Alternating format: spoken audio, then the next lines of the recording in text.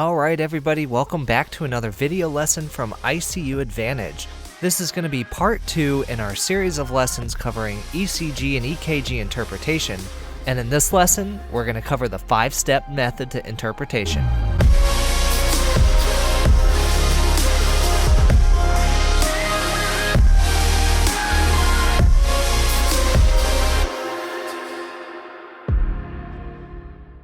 Alright you guys, welcome back. Like I said, this is going to be part 2 in our series here on ECG and EKG interpretation. And in this lesson, we're going to give you a breakdown of the 5 simple step method in order to interpret your ECGs. But before we begin, if this is your first time to the channel and you want to see more in-depth critical care education content such as this, please do subscribe below, and make sure you hit that notification bell to ensure that you're alerted as soon as our new lessons become available to you guys. Your support truly means a lot to us, and it goes a long way to help support this channel, including videos like this. And so for that, we do want to thank you. And as always, for those of you who don't know me, my name is Eddie Watson, and I'm going to be your presenter for this lesson. Alright, so the 5-step method, you're probably wondering what the heck is that? Essentially, this is going to be a very simple set of steps that you can go through when you're looking at your patient's ECG in order to help you break down the parts that you need to know in order to be able to interpret it appropriately so that you can figure out what's going on with your patient. And so to start out, we're going to go through a couple basic concepts here. We're going to cover some information that you need to know in order to be able to do this ECG interpretation appropriately. We're going to cover the different parts of what a normal rhythm is supposed to look like, and what parts of that you need to know and be able to identify. And so really to start out here, the first thing that we need to actually cover is to go over some basics about the ECG grid paper that the rhythm strips are going to be on. So this here is just a small sample of what a typical rhythm strip will print out on. And so if you look carefully, every time you have 5 of these small boxes, it actually forms a thicker line and makes one of these large boxes. Alright, and so we can see here that this is one of the small boxes that I'm talking about, right down here. But if you look closely, going from about here to here, this is actually that collection of 5 boxes that I was just talking about, and what formed to make one of the large boxes. And the nice thing is these boxes aren't there just to make things look pretty and to line up, they're actually a unit of measurement. And what they're measuring here is time. And so essentially, if you measure or count the number of boxes going this direction, you can actually get a measure of time on what you're seeing on your ECG strip. And so if we look at our small box here, every single one of these small boxes is going to be 0.04 seconds. So from here to here is 0.04 seconds. Now if you do some basic math and you take a look and see that you have 5 of these small boxes forming a big box, then you can come to the conclusion that you have 0.2 seconds going from here over to here. And basically what we'll do is we'll use these boxes and look at the ECG rhythm that's printed out against them and use those to determine how much time is taking place on certain parts of that ECG rhythm. Now I do want to show you what a typical rhythm strip will look like. And so this is an example of what the paper is going to look like if you print out the patient's rhythm strip. Now, one important thing that you're going to want to look for on these is you're going to want to look for some dashed lines up at the top. So if we were looking at this strip here, we would actually see a thick hash here and another thick hash over here. And then right in the middle between these 2 big hashes is you're going to find a thin hash. And so basically here is you have one of these marks happening every 1.5 seconds or every 15 big boxes. And so here, we can see we have 2 sets of 15 big boxes, which means that the strip that we're looking at here is a 6-second strip. Now this will come in play here in a little bit and be important for you to know, but for right now, just know that the time in between 2 of these big hash marks is going to be 6 seconds. Alright, so now that we got that measuring part out of the way, let's go ahead and start to cover the different parts of the electrical signal that you're going to see when we're looking at a normal sinus rhythm.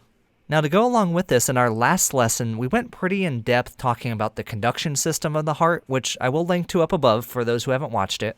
So I'm not going to go detailed into that here, but as I'm going through and drawing this normal rhythm, I'm also going to follow along and kind of show you in the conduction system where this is happening and what this actually means in terms of what's going on inside the heart.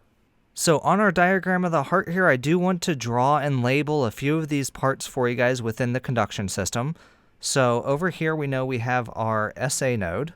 Coming off that, we have Bachmann's bundle, which is going to spread that signal out to the left atrium. Located roughly about here within the atrial septal wall, we have that AV node. And then don't forget we have those 3 intranodal pathways carrying that signal from the SA node to the AV node. Then coming down off the AV node, we have the bundle of His, which is going to split into our left and our right bundle branch. The right bundle branch is going to come all the way down and service the right side of our heart. The left bundle branch is going to split once again, and it's going to split into our left posterior fascicle and our left anterior fascicle. Both of these servicing the left side of the heart and ensuring that we get that signal all throughout that left ventricle. And finally, coming off of these bundle branches, we're going to have our Purkinje fibers,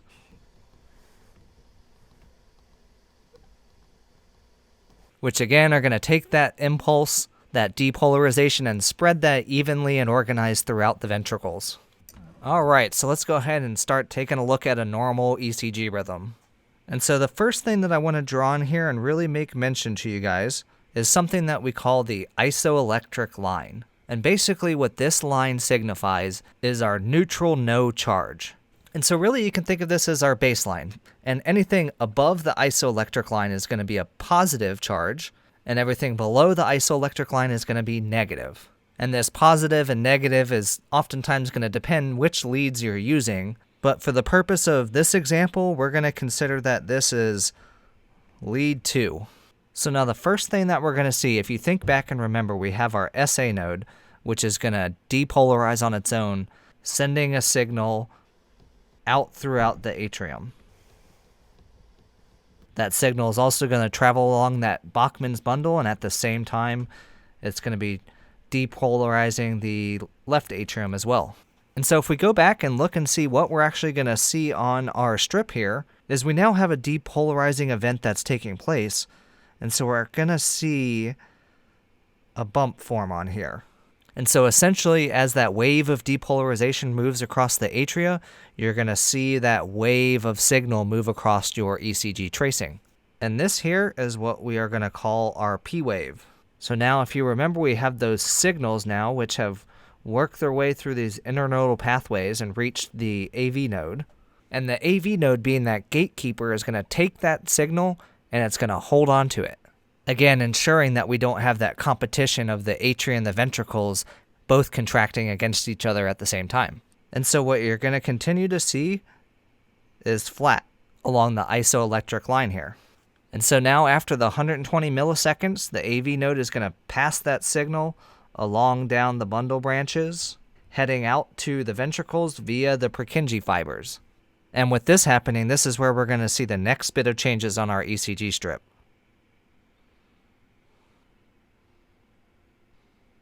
And so now here you can see that this wave is going to be much bigger than that P wave. But if you really think about it, those ventricles are a lot bigger and consist of a lot more muscles than the atria do. So that explains why we're going to see a big wave showing up as that depolarization happens. And so within this wave, you're actually going to see 3 different waves. We have our Q wave, our R wave, and our S wave. And together, these form our QRS complex. Now, one thing to note is you're not always going to see a Q wave or a defined S wave. And so really the main thing we're looking for is that R wave, and we'll get to that here in a bit. But for the purpose of this perfect normal sinus rhythm that we're going to use as an example here, we're going to have all these waves in here.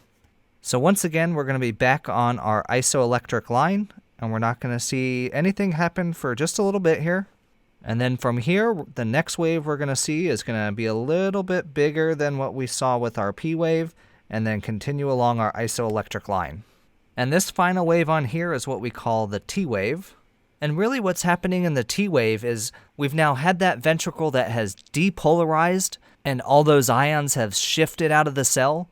And so after that depolarization and contraction has taken place, everything is going to relax and those ions are going to move their way back inside the cell in an event that we call repolarization. And so this T wave that you're seeing is actually the repolarization of the ventricles. And so you might look back at our rhythm that we have here and be thinking, oh, I don't remember them talking about atrial repolarization. And in fact, you'd be right, because we didn't. And the reason for that is the atria, they do repolarize after a depolarization and contraction. But the problem is that the atria are repolarizing at the time the ventricle is depolarizing. And so as you can see, when we look at the ventricular repolarization, that T wave is significantly smaller than our QRS complex. And so our atrial repolarization would actually be much smaller than even our P wave. And in fact, it's in there, it's just being buried and masked by the giant QRS complex that's taking place. So both the atria and the ventricle are going to go through a depolarization and repolarization phase, but the only one that we're going to see on our ECG tracing is going to be our ventricular repolarization. So now on this strip here, there's all sorts of different parts and areas of this that we can give measurements for. But really for our basic interpretation, which is what we're going to be covering here, there's only going to be two segments that we really care about their time. The first of these is going to be what we call the PR interval. And essentially, the PR interval is going to go from the start of our P wave and will end at either the start of our Q or our R wave if we don't have a Q wave. And so essentially, we're looking at this whole section here, and this is going to be our PR interval. Now, the other interval that we're going to look at is the interval of our QRS complex. And so that's going to go from the start of our Q wave to the end of our S wave. So that's going to cover right across here. And like I said, that's going to be measuring our QRS. Now, there is one last interval that I do want to point out and kind of make mention of here, but we're not really going to talk about it much in this lesson. In fact, that's really going to be geared towards another lesson that we'll probably do in the future here. But there's this segment right through here, which is our ST segment. And as you can see here in our example, after we went through the entire ventricular depolarization, we came back to that isoelectric line before going to our T wave. And so sometimes you might see a depression of this ST segment, or sometimes you might actually see an elevation of the ST segment. And these are important to monitor for because they can be signs of either myocardial ischemia or myocardial infarction when we're looking at the elevation side of things. But again, I just wanted to make mention of that. We're not really going to talk about that any further in this lesson. Like I said, for this lesson, the main thing you want to focus on is the PR interval and that QRS complex length. All right, so I hope so far this has made sense for you guys. Like I said, we've talked about just what a normal, perfect sinus rhythm tracing is going to look like on the ECG, as well as to give you some conceptualization of what's actually happening inside the heart and the conduction system to go along with what you're seeing on the paper. All right, so now that we've got that out of the way, we're going to move on and talk about our actual interpretation, and in particular using the 5-step method.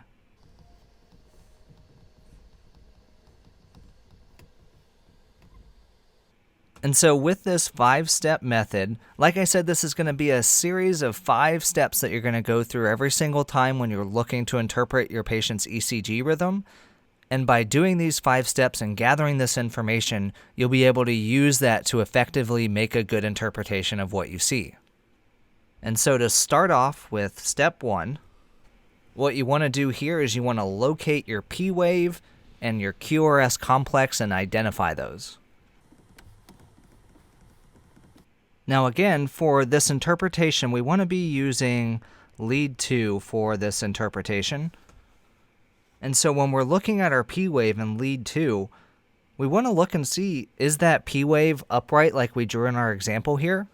It's going to be important if that P wave is either not present or going the opposite direction, as that can be an indication of some sort of problem that's going on or where that initial impulse has originated from. But like I said, look and see, is that P wave present and upright? And now if you have found a P wave and you've identified your QRS complex, the other thing you want to check and see is there a P wave for each QRS complex? Again, following that path of conduction, we should have that P wave immediately followed by a QRS complex. So if you guys aren't seeing that, or you're seeing P waves without QRS complexes, or vice versa, then there could be some other sort of problem that's going on. And in fact, those are things that we are going to talk about in future lessons in this series. So pretty easy for step 1. And so moving on to step 2, if you remember, we talked about those 2 measurements that we really care about, the PR interval and the QRS complex. So for step 2, we're going to actually get those measurements. And so at this point, we've talked about these measurements, but we haven't actually given you a normal value and what you guys want to expect to see for these. So to start that off, let's go ahead and talk about our PR interval. And for our PR interval, remember, think about this is the time from the time that the atria is contracting until the time that the ventricle is contracting. And if you remember, that signal has made its way over to the AV node where it's been delayed, ideally for 120 milliseconds. And so with a PR interval, we expect to see an interval within the normal range of 0.12 and 0.20 seconds. Now, typically for simplicity, we really don't worry about a short PR interval, but if that PR interval is long, it could tell you that there's something else going on. Again, stuff that we'll talk about here later in these lessons. And so then with our QRS complex, our normal value is going to be 0.06 to 0.10 seconds. Although really, we just care that we're less than 0.12 seconds. Again, a short QRS complex for simplicity is not something that we're really going to worry about, but a long QRS complex, technically anything over 0.1 seconds, but really what we care about is anything longer than 0.12 seconds, which is going to be potentially a pathological condition that's going on with our patient. So these numbers are going to be important, and you guys are going to need to memorize these. So you might be wondering, how am I going to get these measurements? How do I know how long these are? Well, if you remember back, we talked about those boxes that are on that ECG paper. Well, those boxes tell us amount of time, and so if we just measure the amount of boxes that something is taking place at, we know how long the time is for that to happen.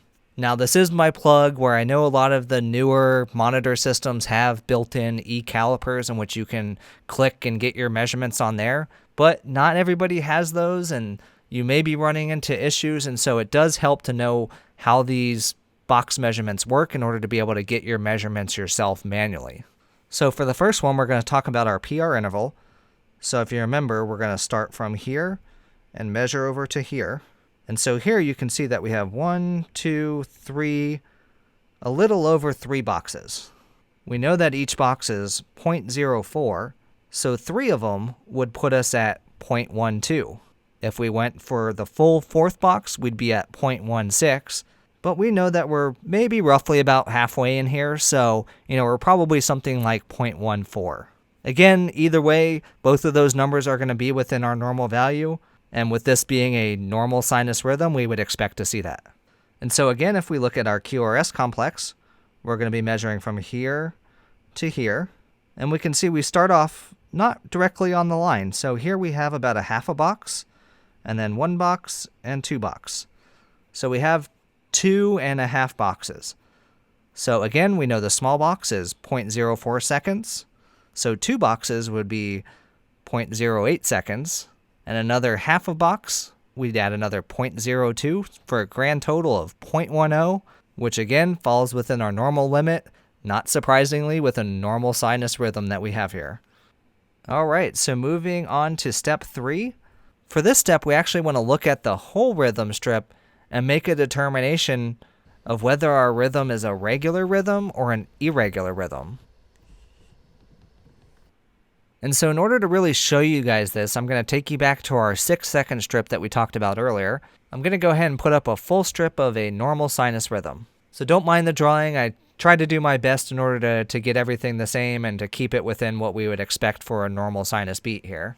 But if you take a look at the patient's strip here, and you look at each of our R waves on our QRS complex, if you kind of follow them along, you can see that they seem pretty regular. And oftentimes, if you have some very irregular rhythms, it'll be very obvious just from looking at that you do have a regular rhythm going on.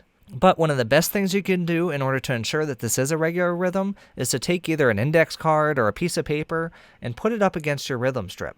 And what you want to do is you want to make a mark right where each of these R waves are. And then essentially what you do is you just move your card right along and you line them up and you see, does everything line up? And again, you move it along, continuing to check and see that each of these line up. And so in this case, you see that they all pretty much line up. They don't have to be perfect, but they all pretty much line up with the ticks that we made from the first 3 R waves. And this basically tells us that these R waves are happening at a pretty regular rate. And therefore, we would know that that rhythm was regular. So again, we want to make note, do we have a regular or irregular rhythm in step 3 here? And so now on to step 4. For step 4, we want to determine what is our heart rate. Now there are a few different ways in which we can do this. The first of these, which I call the cheater method, is you can just look and see if you happen to have a real-time strip that you just printed out on your patient, is you can look at the monitor and see what that rate says. But that's too easy for you guys. Like I said, for this lesson, we want to give you the ways in which you can actually manually calculate out what your patient's heart rate is. And so again, we're going to go to our example here with the 6-second strip. And so when we're talking about what our patient's heart rate is, what we want to know is how many times is the heart contracting in a 60-second period or 1 minute. And this essentially gives us our beats per minute. So I'm going to give you guys 4 different ways in which you can look at your 6-second strip here and determine what your patient's heart rate is. The first of these is what we call the 6-second method. And so for this method, essentially what you're going to do is you're going to count the number of QRS complexes within this 6-second strip, and you're going to multiply that by 10, because we know there's 60 seconds in a minute, and this will give you your patient's heart rate in beats per minute. The beauty of this method is it actually works for both regular and irregular rhythms. So in this example here, we would just count out 1, 2, 3, 4, 5, 6, 7, 8. So we have 8 beats in 60 seconds. We'll multiply that by 10. And here we know that our patient's heart rate is right around 80. Probably the easiest of these methods. But it's also not the most accurate because our heart rate could be a little bit below 80 or a little bit above 80. But again, for the most part, when we're looking at this basic interpretation, that little bit of variance isn't going to make much of a difference. Now, the next method that we're going to cover here is what we call the big box method. Now, for the big box method, what we're going to do is we're going to count the number of big boxes in between our R waves. And then from there, we're going to take that number and divide it into 300, and this is going to give us our patient's heart rate. So like I said, essentially we're going to take 300 and divide that by the number of big boxes. And again, that's going to equal our heart rate. So for this example here, let's go ahead and start back over here with this one. And here we can see that we actually have 1, 2, 3, almost 4 perfect big boxes. And so if we were to take 300 and divide it by 4, we would actually get 75. And so here's where you can see some of the difference that you're going to see between some of these methods. The last one on the 6-second method, we got a heart rate of 80. Here with the big box method, we got a heart rate of 75. Again, the difference between your patient's heart rate of 75 and 80 isn't really going to make much of a difference, but we're starting to get a little bit more accurate in terms of the number that we have here. One caveat to the big box method is this is only going to work on our regular rhythms. All right, so let's go ahead and go on to our third method here. And this one's going to be very similar to the big box method, and it's what we call the little box method. Now you probably can figure out what we're going to do here is instead of counting the big boxes, we're actually going to count the small boxes, and we're going to divide that into 1500.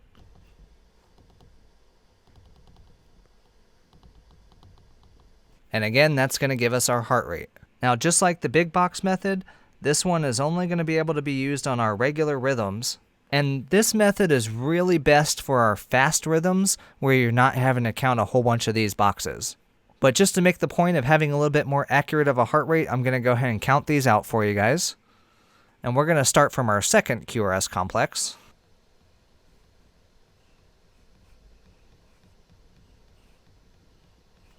and we count out 21 small boxes. We divide 21 into 1500 and we actually get 71.4. So either rounding down to 71 or up to 72 depending on the accuracy of my measurement. But again, we see that we have a slightly different number than the big box method, and again a different number than the 6-second method. And again, I don't recommend using this one for our normal wide-spaced rhythms like this. Really, if you're looking at your faster rhythms, that's where you're going to want to use this small box method. All right, and so on to our last method of getting our patient's heart rate. This is going to be one that we call the sequence method. And for the sequence method, we're actually going to go back to counting the big boxes, but we're going to do that and count down with the following number sequence. We're going to count down and go 300, 150, 100, 75, 60, 50. And so again, if we use our first QRS complex as an example, here would be 300, here would be 150, here would be 100, here would be 75, which you can see this is where our QRS complex lines up. If we continued along, our next one would be 60, and then 50.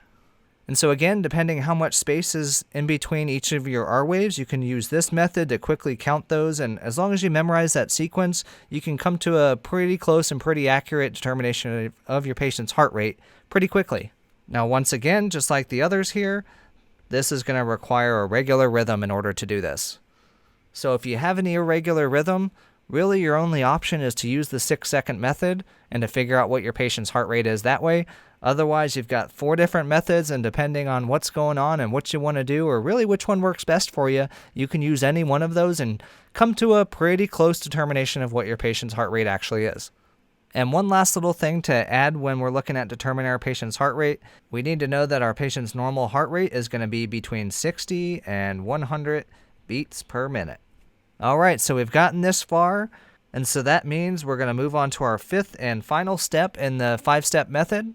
And for this step, we're going to take all the information that we gathered up above, look at our patient's rhythm strip, and we're going to interpret the rhythm.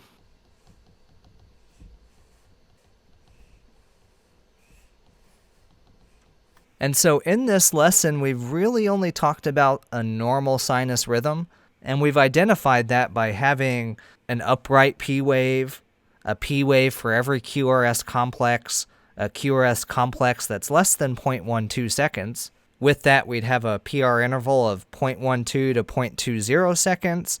We'd have a regular rhythm, and our heart rate would be between 60 and 100.